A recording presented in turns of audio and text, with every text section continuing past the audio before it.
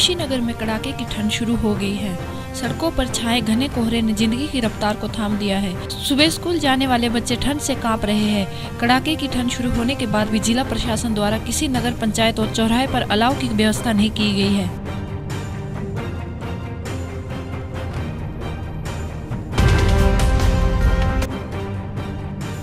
जलालपुर विकासखंड की एक महिला प्रत्याशी ने एसडीएम जलालपुर पर वोटिंग के दौरान फर्जी तरीके से चुनाव हराने का आरोप लगाया है। साथ ही इस महिला प्रत्याशी ने चुनाव आयोग और जिला निर्वाचन अधिकारी को शिकायत पत्र भेजा।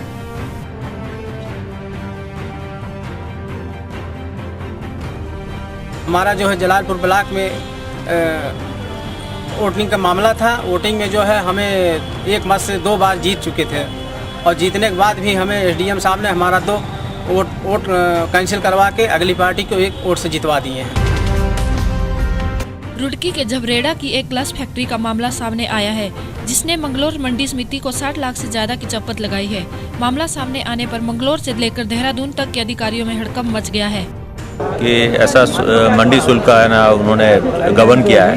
लेकिन अगर ऐसा किया है तो हम लोग अपने स्तर पे अभी आपके माध्यम से पता चला है तो शॉर्टली हम उनको पता करते हैं और ऐसा अगर हुआ है तो सर्टनली उनको देना चाहिए। और उन्हीं का नहीं, अगर और भी हमारे इंडस्ट्रीज़ में, चूँकि एज अध्यक्ष मैं बोल रहा हूँ, अगर ऐसा कुछ है तो हम लोग जरूर करेंगे। हम लोग को जरूर करना चाहिए। दोबारा क्या हुआ कि एक दिन मुझे खबर मिली कि ऐसा एक ग्लास में अवैध रूप से कारोबार हो रहा है और गाड़ी लकड़ी की गाड़ी उतर रही है। मैं अपनी टीम को लेकर वहाँ पहुँचा, जिसमें मैंने देखा कि अवैध रूप से, जिसके पास कोई प्रपत्र नहीं था और ऐसा ही गिलास बिगड़ लाइसेंस के कारोबार करती हुई उस लकड़ी को मैंने पकड़ा और लाकर मंडी परिसर में लाकर खड़ी की, जिस पर 30,000 रुपये और 30,000 रुपये जुर्माना समन और 2,500 रुपये विकास टैक्स मंडी शुल्क प्राप्त करके उस गाड़ी को रिलीज़ किया। और उन्होंने साथ में अपनी गलती भी मानी, लिखित में अपनी गलती मानी। और फिर उसके साथ साथ मुझे शक हुआ, उस पर मैंने जाँच बैठाई। जांच टीम ने उसकी जांच की, 2 महीने तक लगातार जांच चली। उसमें जांच के साथ साथ पाया गया कि उसके द्वारा 60 लाख रुपए की चोरी की गई है। प्रमाणित होने पर उसकी उन्हें जमा करने के लिए कहा गया। उनको नोटिस जारी हुई है। नोटिस के साथ साथ उन्होंने समय गलाते चले गए। फिर बाद में उच्च अधिकारियों से वार्ता करने के उपरांत उसकी 59,88,135 रुपये की आरसी जारी की, जो एसआई ग्लास के पास पहुंच चुकी है। रुड़की के सोलानीपुरम निवासी रोहित डबराल का आरोप है कि उसकी आदर्श नगर के पास पैतृक जमीन है, जिस पर विधायक ने कब्जा कर रखा है। 3 दिन पहले अचानक विधायक समर्थक पहुंचे और निर्माण शुरू कर दिया, जिसका विरोध करने पर विधायक समर्थकों ने उसके साथ मारपीट कर दी। सूचना मिलने पर पहुंची पुलिस ने निर्माण कार्य रुकवा दिया।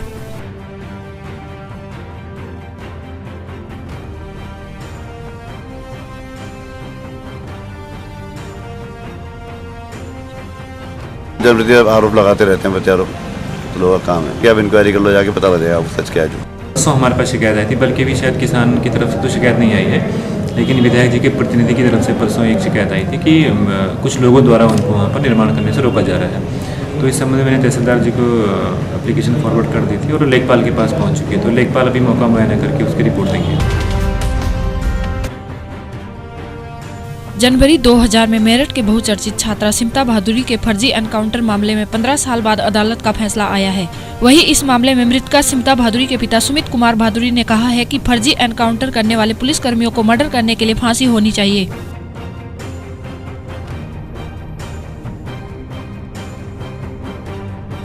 इस वक्त तो हमें इसी बात का खुशी है कि उन्हें आजीवन कारावास हुआ है।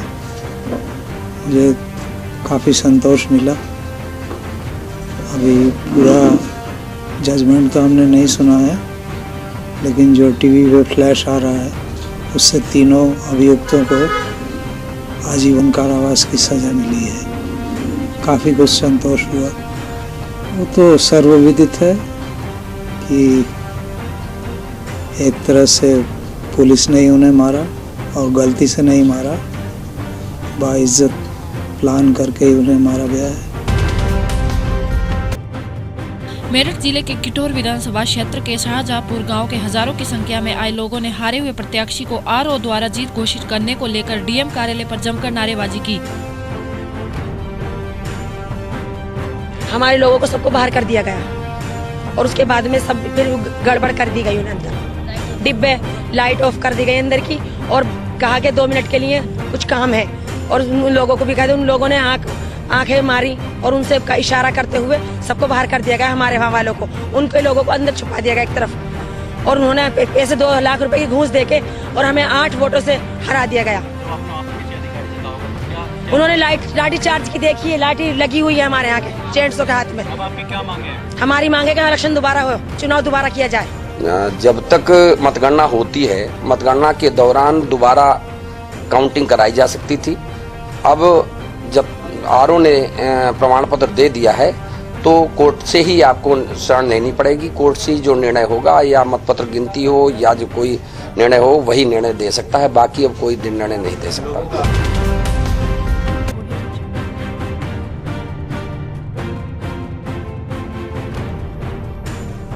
अहिरोली थाना क्षेत्र के मोरापारा गांव के पास अनियंत्रित स्कूल बस ने एक के बाद एक 3 राहगीरों को टक्कर मारकर भागने का प्रयास किया। तभी आक्रोशित ग्रामीणों ने उसे रोककर आग के हवाले कर दिया। बस से एक्सीडेंट हुआ, 3 लोग आए थे जिसमें एक की हालत थोड़ा गंभीर थी, उसको लखनऊ रिफर कर दिया गया। बाकी 2 लोग का इलाज यहाँ हो रहा है, ठीक है।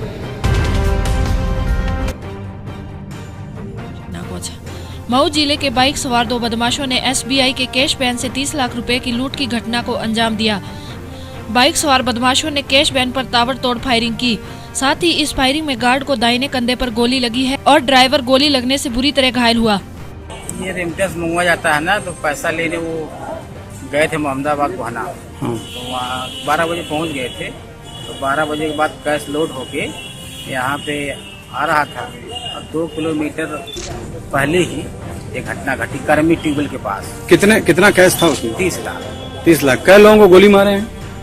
ड्राइवर को गोली लगी है बुरी तरह से और गार्ड को गोली लगी है बाहर में पार करके। कोट थाने में कर्मी गांव है जो मोहम्मदाबाद रोड पर है, वहाँ एक लूट की घटना हुई है। चिरैया कोट के SBI बैंक के स्टाफ गया था मोहम्मदाबाद से कैश लाने, 30 लाख रुपए लेकर के आ रहे थे प्राइवेट फोल्डर से, सिक्योरिटी गार्ड भी था और रास्ते में कर्मी ने गोली मार करके कैश लूट लिए हैं। इसलिए हमारी चेकिंग चल रही है। सूचना मिलने पर सभी लोग पहुंचे हैं।